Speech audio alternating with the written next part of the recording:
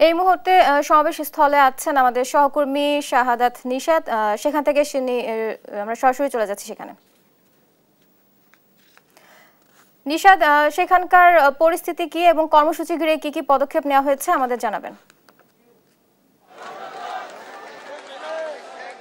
জি, আসলে আপনি জানেন যে আজকের এই দিনটা অর্থাৎ ৩ আগস্ট কিন্তু স্বৈরাচার শেখ হাসিনার পতনের যে এক দফা দাবি, সেই এক দফা দাবি উত্থাপিত হয়েছে এবং সেই দিনটি কিন্তু আজ, এবং সেই জায়গাটি থেকে আজকে ছাত্রদলের ছাত্র সমাবেশ তারা ডাক দিয়েছে।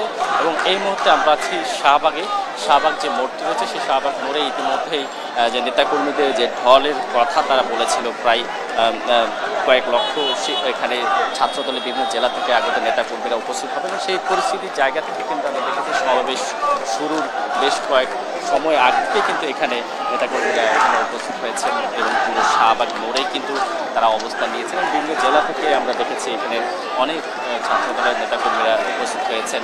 এবং পুরো স্টেজের জায়গাটি যদি আমরা একটু দেখানোর চেষ্টা করি, এখনও কিন্তু প্রোগ্রাম শুরু হয়নি, এখনও তাদের সাউন্ড সিস্টেম থেকে শুরু করে বিভিন্ন যে টেকনিক্যাল কার্যক্রম রয়েছে সেই টেকনিক্যাল কার্যক্রম চলছে। কিন্তু যে ছাত্রদলের নেতাকর্মীরা বিভিন্ন জেলা থেকে যারা এসছেন তারা কিন্তু ইতিমধ্যে মিছিল স্লোগানে পুরো সমাবেশ যে স্থলটি সেটি কিন্তু কানায় পূর্ণ হতে শুরু করেছে।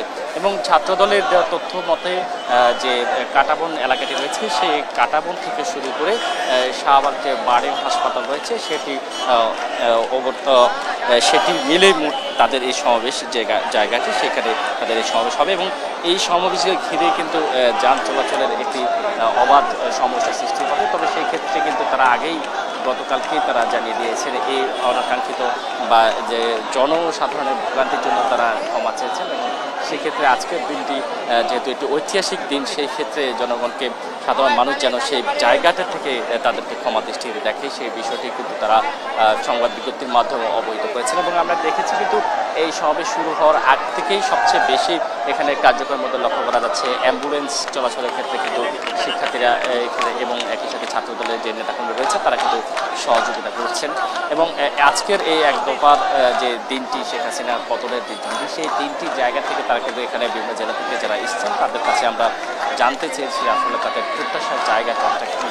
তো তারা যে বিষয়টি উল্লেখ করেছে সেক্ষেত্রে নির্বাচনটাকে সবচেয়ে বেশি গুরুত্ব দিচ্ছেন। তো দুপুর 2টা নাগাদ যে সমাবেশটি শুরু হবে, সেই সমাবেশের কার্যক্রম এখনও আনুষ্ঠানিকভাবে শুরু হয়নি। এবং সমাবেশ 2টার পর থেকে কিন্তু এখানে নেতাকর্মীদের আরও ভিড় হয়তো এখানে আপনারা লক্ষ্য করতে পারবো। ইতিমধ্যে শাহবাগ মোড়টি কিন্তু নেতাকর্মী দ্বারা বিস্তৃত রয়েছে।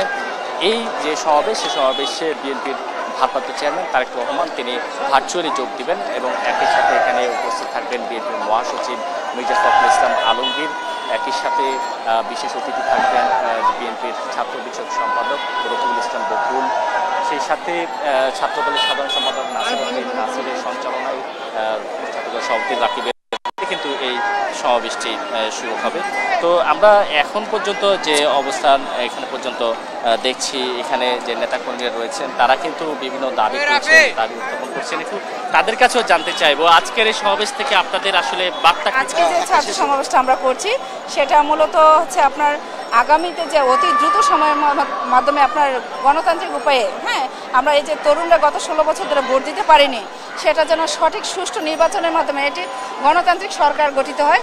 আমরা এই অন্তর্বর্তীকালীন সরকারের নিকট আমরা সেবা। জি, আসলে এখানে কিন্তু বেশিরভাগই আমরা যে কয়েকজন নেতাকর্মীর সাথে কথা বলেছি তারা বেশিরভাগই নির্বাচনটাকে সবচেয়ে বেশি গুরুত্ব দিচ্ছে। আগামী নির্বাচনে তারা এই গণতান্ত্রিক যেহেতু দীর্ঘ কয়েক বছর ধরে তাদের দাবি তারা ভোটাধিকার প্রয়োগ করতে পারেনি, সেই ভোটাধিকারটা যেন আবার ফিরে আসে, গণতন্ত্রের যে দ্বার সে দ্বার যেন উন্মোচিত হয়, এমনটাই দাবি এই ছাত্র সমাবেশ থেকে। তো এই ছিল শাহবাগ থেকে আমার কাছে থাকা ছাত্রদলের ছাত্র সমাবেশের সব খবর।